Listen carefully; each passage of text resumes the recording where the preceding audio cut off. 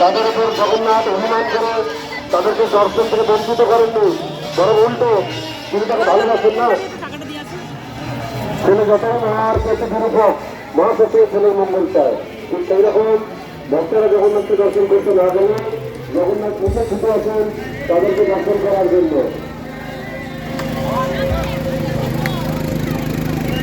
অভিযান এখানে গাড়ি রাখা আছে, আপনার অভিযান খালি করা আছে।